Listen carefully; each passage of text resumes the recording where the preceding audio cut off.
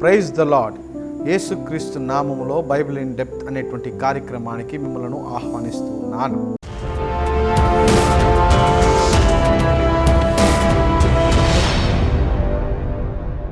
ఆదికాండము 12వ అధ్యాయంలోను 20వ అధ్యాయంలోను అబ్రహాము తన భార్య అయినటువంటి సారాను సహోదరి అని చెప్పి రాజులతో చెప్తున్నటువంటి సంగతిని మనము గమనించవచ్చు. అనేక మంది అబ్రహాము అలా చెప్పటం అనేది తప్పు కదా, అబ్రహాము కూడా అబద్ధము చెప్పాడని, ఆయన ఎందుకలా భార్యను చెల్లెలని చెప్పాలని ప్రశ్నలు వేస్తూ ఉంటాం. కానీ అబ్రహాము అబద్ధము చెప్పలేదు. ఎందుకనగా సారా ఎవరో మనము తెలుసుకోవాలి, వారి వంశావళిని మనము అర్థము చేసుకోవాలి. అబ్రహాముకు సారాకు ఉన్నటువంటి బంధుత్వాన్ని మనం చూసినట్లయితే వీరిద్దరు కూడా ఒకే తండ్రికి జన్మించిన వారు, అయితే వేరు వేరు తల్లులకు జన్మించినటువంటి వారు.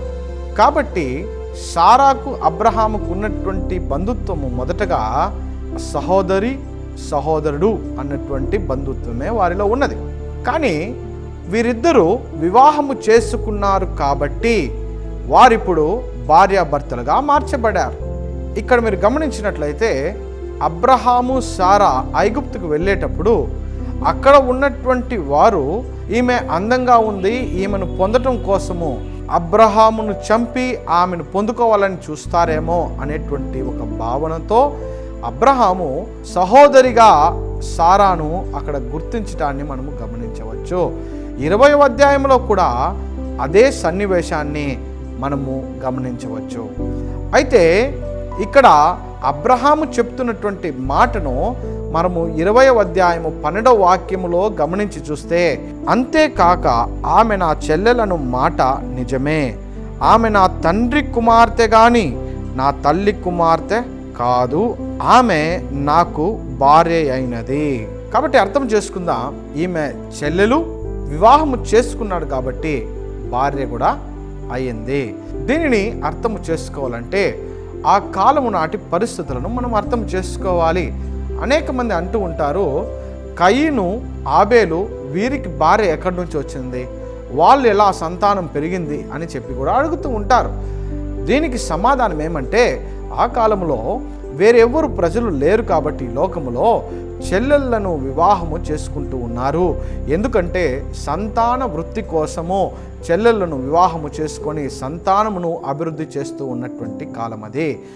ఈ విధంగా అబ్రహాము కూడా తన చెల్లెలైనటువంటి సారాను వివాహం చేసుకుంటూ ఉన్నాడు. అయితే అప్పుడు అబ్రహాము దేవుని యొక్క నిబంధనలోనికి రాలేదు. నిబంధనలోనికి రాకముందు జన్మించినటువంటి ఇస్మాయిల్ సంతతి వారు ఇప్పటి వరకు కూడా అదే సంస్కృతిని వారు పాటిస్తూ ఉన్నారు. అయితే నిబంధనలోనికి వచ్చిన తరువాత జన్మించినటువంటి ఇస్సాకు హెబ్రీ సంస్కృతిలోనికి అతను వచ్చేస్తూ ఉన్నాడు. ఇస్సాకు యొక్క సంస్కృతి గురించి మరొక వీడియోలో మనం మాట్లాడుకుందాం. అయితే నూతన నిబంధనలో ఉన్నటువంటి మనము సహోదరులను వివాహము చేసుకోవటము లేదా సహోదరులను మోహపు చూపుతో చూడటము కూడా తప్పని చెప్పి దేవుని గ్రంథం మనకు సెలవిస్తూ ఉన్నది. కాబట్టి ప్రియమైన వారలారా, అబ్రహాము అబద్ధము చెప్పాడు, అతను దేవుని సేవకుడు కదా, ఎలా అలా చెప్పవచ్చు అని మనకు ఉన్నటువంటి ప్రశ్నలను మనం తీసివేద్దాం. అబ్రహాము చెప్పినటువంటి మాట నిజమే. సారా అబ్రహాముకు సహోదరి మరియు భార్య కూడా అవుతుంది. దేవుడు మిమ్మల్ని దీవించునుగాక. ఆమేన్.